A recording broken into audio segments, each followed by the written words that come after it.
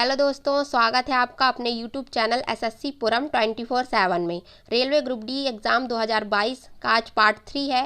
Railway में आने वाले सभी महत्वपूर्ण क्वेश्चन को हम कवर करा देंगे। प्लीज़ वीडियो को पूरा देखिएगा।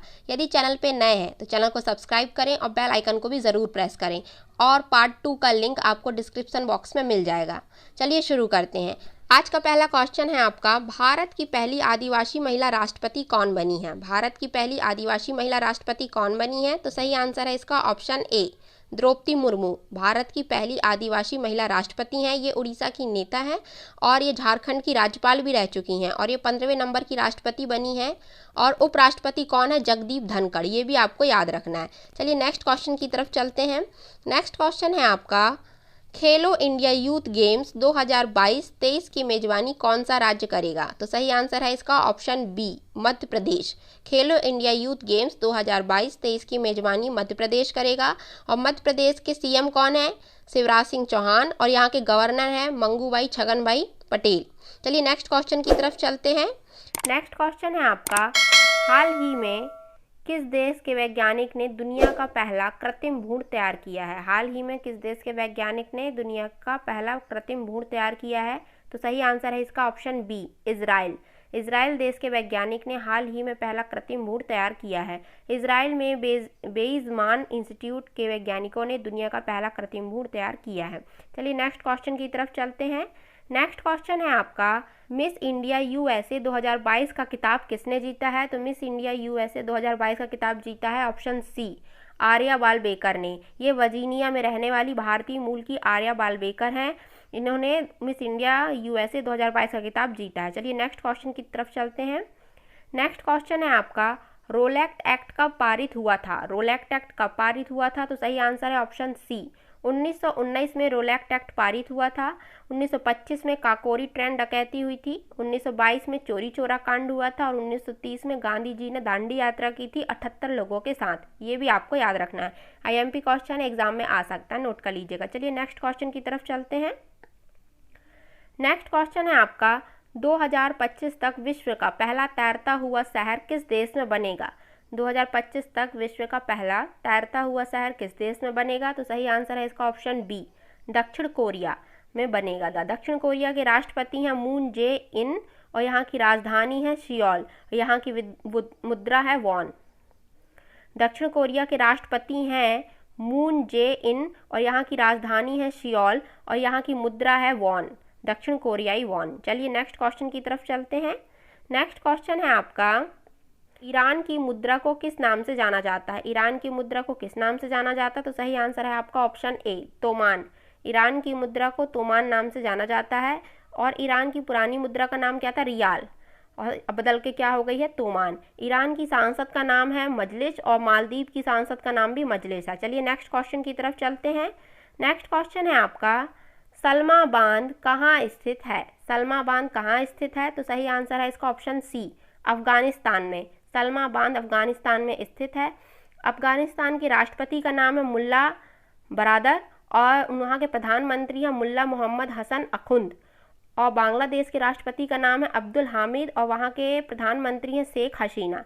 चलिए नेक्स्ट क्वेश्चन की तरफ चलते हैं। नेक्स्ट क्वेश्चन है आपका, जोग गरसोप्पा झरना किस राज्य में स्थित है? जोग गरसोप्पा झरना किस राज्य में स्थित है? तो सही आंसर है इसका ऑप्शन ए, कर्नाटक। जोग गरसोप्पा झरना कर्नाटक राज्य में स्थित है। कर्नाटक के सीएम हैं बसवराज बम्बोई, और यहाँ के गवर्नर हैं थावर चंद्र गहलोत। ये भी आपको याद रखना। चलिए नेक्स्ट क्वेश्चन की तरफ चलते हैं।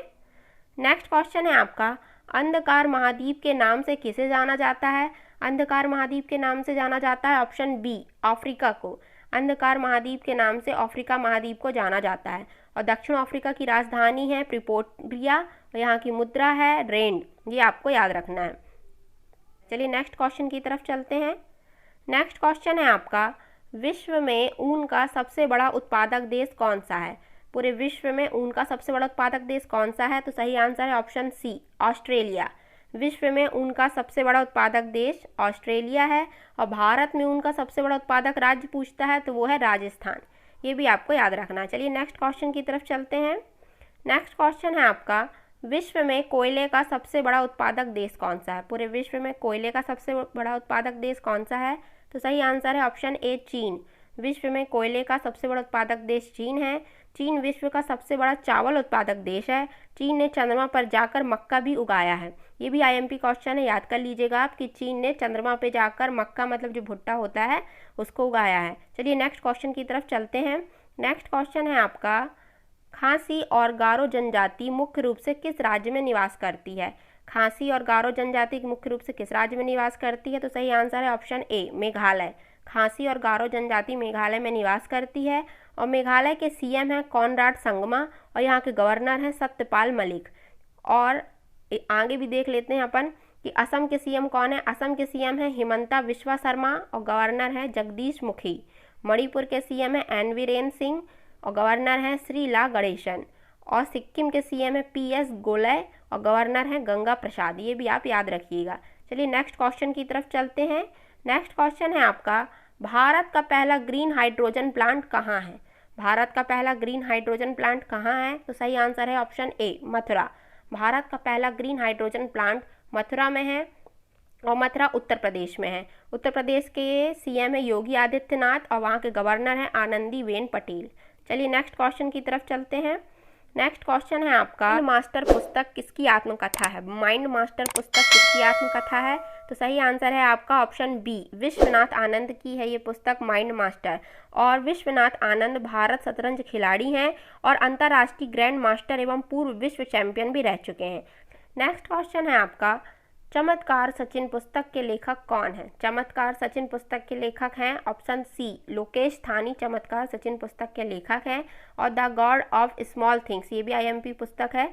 The God of small things की लेखिका कौन है? अरुंधति राय। ये भी आप नोट कर लीजिएगा। चलिए नेक्स्ट क्वेश्चन की तरफ चलते हैं।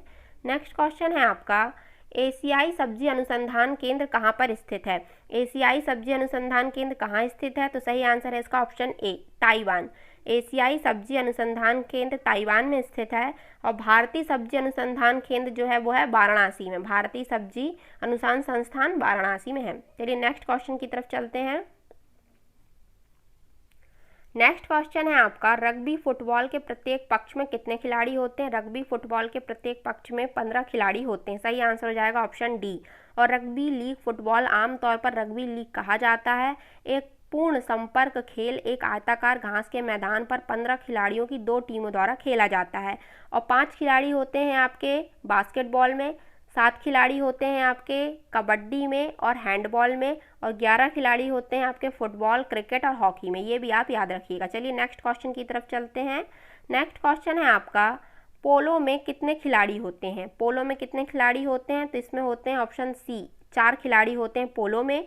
तो यदि पूछता है कि वाटर पोलो में कितने खिलाड़ी होते हैं, तो वाटर पोलो में 7 खिलाड़ी होते हैं। वॉलीबॉल में 6 खिलाड़ी होते हैं। बास्केटबॉल में 5 खिलाड़ी होते हैं। ये भी आपको याद रखना है। चलिए नेक्स्ट क्वेश्चन की तरफ चलते हैं। नेक्स्ट क्वेश्चन है आपका, जिम्नास्टिक खेल में कितने खिलाड़ी होते हैं? जिम्नास्टिक खेल में कितने खिलाड़ी होते हैं? तो सही आंसर है इसका ऑप्शन बी, 8 खिलाड़ी होते हैं। जिम्नास्टिक खेल में 8 खिलाड़ी होते हैं। और जिम्नास्टिक एक ऐसा खेल है जिसमें वे शारीरिक व्यायाम शामिल होता है। खो खो, बॉल में भी 9 खिलाड़ी होते हैं और क्रिकेट, हॉकी, फुटबॉल में 11 खिलाड़ी होते हैं। आईएमपी क्वेश्चन है, नोट कर लीजिएगा, एग्जाम में कई बार पूछा जाता है। चलिए नेक्स्ट क्वेश्चन की तरफ चलते हैं। नेक्स्ट क्वेश्चन है आपका, लैक्रोस खेल में कितने खिलाड़ी होते हैं? लैक्रोस खेल बताना है कितने खिलाड़ी होते हैं। तो इसका सही आंसर है ऑप्शन सी, 12। लैक्रोस खेल में 12 खिलाड़ी होते हैं। लैक्रोस एक टीम खेल है जिसे लैक्रोस स्टिक और लैक्रोस बॉल के साथ खेला जाता है। यह उत्तरी अमेरिका में सबसे पुराना संगठित खेल है। इसकी उत्तरी पूर्वी वुडलैंड्स के स्वदेशी लोगों और उत्तरी अमेरिका के विभिन्न अन्य स्वदेशी लोगों द्वारा खेले जाने वाले आदिवासी खेलों में हुई है। चलिए नेक्स्ट क्वेश्चन की तरफ चलते हैं। नेक्स्ट क्वेश्चन है आपका, दुनिया का सबसे ऊंचा आर्च ब्रिज, चिनाब ब्रिज कहाँ बनाया गया है? तो दुनिया का सबसे ऊंचा आर्च ब्रिज, चिनाब ब्रिज बनाया गया है ऑप्शन ए, जम्मू कश्मीर में। जम्मू कश्मीर में चिनाब नदी पर बने इस आइकॉनिक रेलवे आर्क ब्रिज की लंबाई कितनी है? 1315 मीटर। और वही नदी तल से इसकी ऊंचाई 359 मीटर है। आपको ये भी याद रखना है, ये भी एग्जाम में आ सकता है। चलिए नेक्स्ट क्वेश्चन की तरफ चलते हैं। नेक्स्ट क्वेश्चन है आपका, डीएनए संश्लेषण का प्रतिपादन किसने किया था? डीएनए संश्लेषण का प्रतिपादन किया था ऑप्शन सी, कॉर्नवर्ग ने। और कॉर्नवर्ग को 1959 में चिकित्सा विज्ञान का नोबेल पुरस्कार भी मिला हुआ है।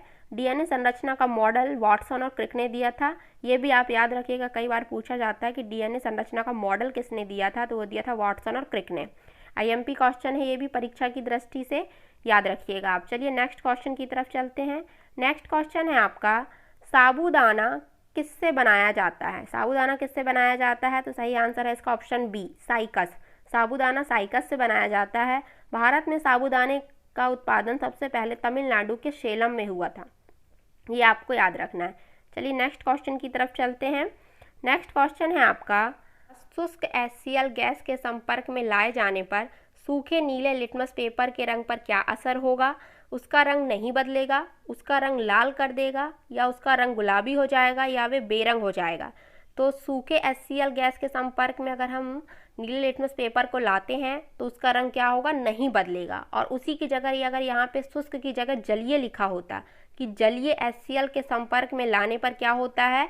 धन आयन नहीं बनाते और नीले लिटमस पेपर को क्या कर देते हैं? लाल कर देते हैं। तो ये आपको याद रखना है कि शुष्क HCl गैस के संपर्क में लाएगा तो उसका रंग नहीं बदलेगा, लेकिन अगर जलीय HCl के संपर्क में लाते हैं तो वह नीले लिटमस पेपर को लाल कर देते हैं।